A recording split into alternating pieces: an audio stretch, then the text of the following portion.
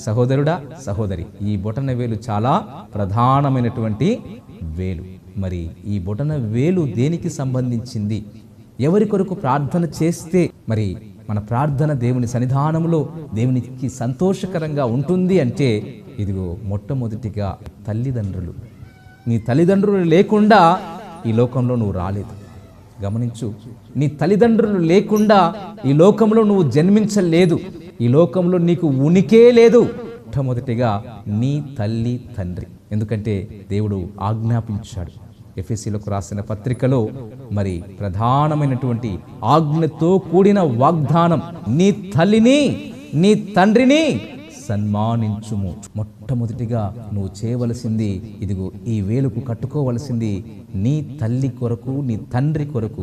నీకు జన్మనిచ్చిన, ఈ లోకంలో నీకు ఉనికినిచ్చినటువంటి తల్లిదండ్రుల కొరకు నీవు ప్రార్థన చేయాలి. దయచేసి లైక్ చేయండి, సబ్స్క్రైబ్ చేయండి, పక్కనే ఉన్న బెల్ బటన్ నొక్కండి.